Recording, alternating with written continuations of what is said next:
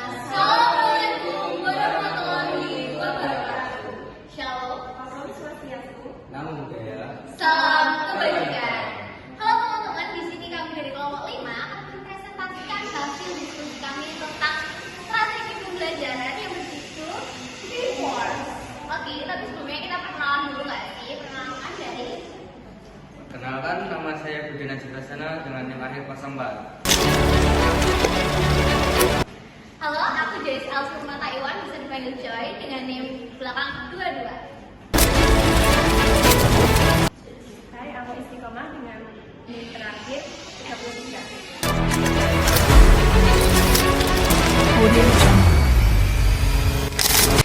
Oke, tanpa berlama-lama kita lanjut aja langsung ke intinya.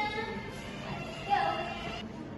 Nah, yang pertama ada pengertian dari permainan Teamwork, yaitu metode pembelajaran ini berbasis permainan yang terdiri dari 5 babak, di mana setiap babak menghadirkan permainan yang interaktif. Setelah menyelesaikan permainan pada setiap babak, akan peserta lomba atau peserta yang ikut babak ini akan menjawab soal terkait materi pembelajaran untuk dapat melanjutkan ke babak berikutnya. Peserta harus menjawab soal dengan benar. Metode ini dirancang dengan atau untuk meningkatkan antusiasme dan keterlibatan mahasiswa serta pengalaman peserta melalui pendekatan yang menyenangkan dan cukup menantang. Lalu tujuan dari metode pembelajaran ini ada 4. Yang pertama ada 5. Yang pertama yaitu meningkatkan antusiasme belajar. Yang pasti karena kegiatan ini disertai dengan permainan yang cukup mengasihkan. Lalu ada mendorong keterlibatan peserta didik serta mengasah kemampuan kognitif serta meningkatkan pemahaman materi melalui integrasi antara aktivitas permainan dan evaluasi pengetahuan secara langsung. Yang terakhir, melatih kerjasama, sportivitas, dan komunikasi dalam suasana kompetitif namun tetap edukatif.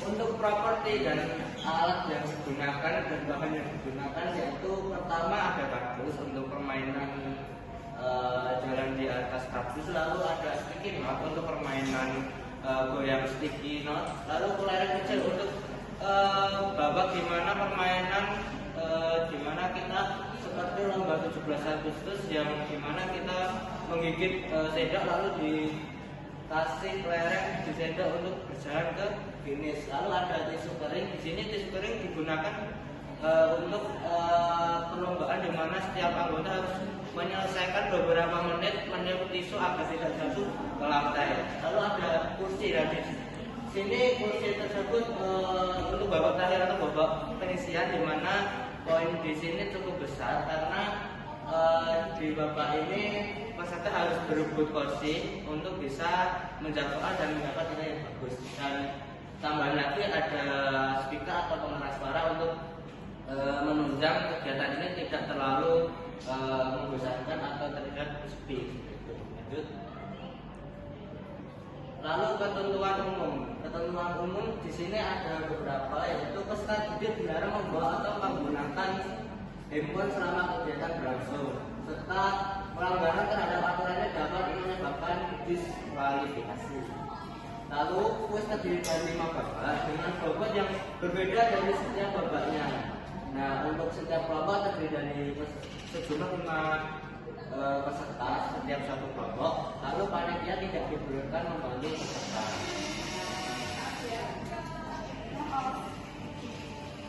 Nah, untuk peraturan di babak 1 sampai 4 itu terdapat setiap kelompok akan mendapatkan 1 pertanyaan per babak. Nah, untuk jawaban yang benar akan diberi poin sesuai bobot. Jika jawaban pertama salah, maka peserta akan diberi 2 kesempatan pertanyaan untuk bobot yang lebih rendah.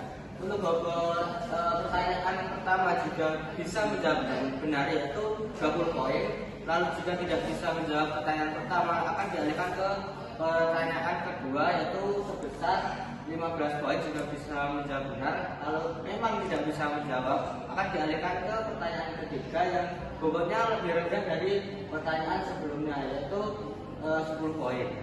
Lanjut. Oke, sekarang kita akan tahu kelanjutan dari peraturan babak pertama sampai ke 4. Yang pertama, waktu total dari babak 1 sampai 4 itu adalah 15 menit. Jika lebih dari 15 menit akan didiskualifikasi.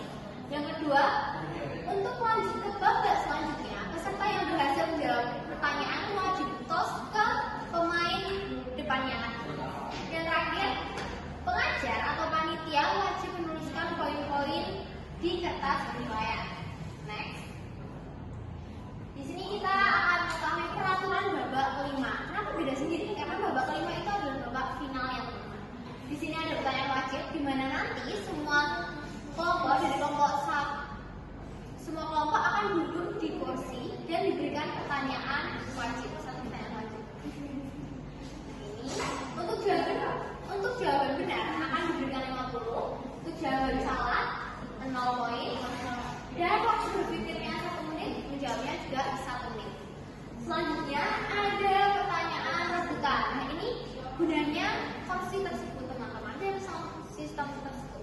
Setelah adanya pertanyaan wajib, nanti tiap peserta akan ice breaking dengan joget. Lalu saat musiknya sudah dihentikan, peserta akan berganti kursi. Nah, untuk peserta yang berhasil menjawab benar itu akan diberikan poin 75, dan jika salah akan dikurangi 15 poin. Nah, kalau semisal tidak bisa menjawab 2 pertanyaan di sesi itu, maka akan diulangi lagi dengan rebutan kursi. Selanjutnya ini total penilaiannya. Nanti di total poinnya dari babak 1 sampai babak 5. Lalu kelompok dengan poin tertinggi akan menjadi pemenang kuis, ya dong.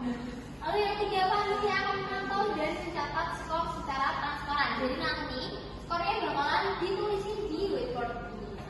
Ya, auditor juga tahu gitu loh. Oke, lanjut ke peraturan round 1.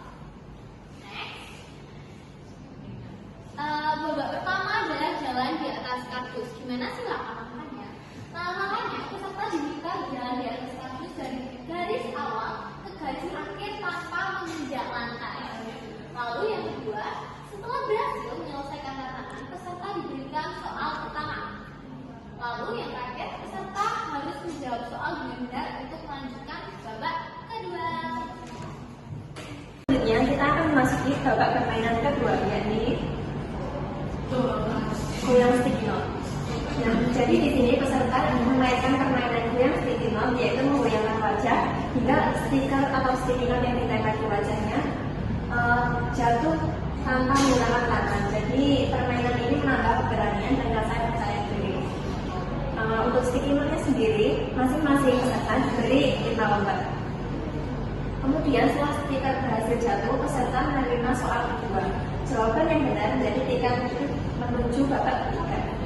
Selanjutnya ada permainan ketiga atau babak ketiga, yakni lomba balap kelereng. Peserta mengikuti lomba balap kelereng menggunakan sendok yang berisi kelereng. Untuk jalurnya sendiri hanya sekali jalan dan tidak kembali ke garis start. Untuk mencapai garis akhir tanpa menjatuhkan kelereng, peserta akan diberi soal ketiga. Jawaban yang benar akan membawa peserta ke babak selanjutnya. Kemudian memasuki babak permainan keempat, yakni permainan tiupan. Jadi di sini peserta diberi selembar tisu dan diharuskan meniupnya selama 5 detik dan tidak boleh sampai jatuh. Jika jatuh sebelum 5 detik, maka peserta harus mengulang. Setelah berhasil, maka seperti biasa akan diberi soal yang harus dijawab dengan benar. Nah, jawaban yang benar ini akan membawa peserta ke babak terakhir. Nah, babak terakhir atau babak kelima ini menjadi final. Nah, peserta terakhir bermain permainan dan fungsi diri musik. Peserta yang dapat menentukan akan diberi pertanyaan. Jika jawaban salah, peserta akan mendapatkan pengurangan poin dan pertanyaan dilempar ke peserta lain. Metode permainan ini akan diulang hingga tersisa satu kursi. Jawaban dari soal ini menjadi penentu akhir keberhasilan dalam menyelesaikan seluruh rangkaian strategi pembelajaran. Setelah nanti semua babak selesai, tentu saja akan ada pemenang.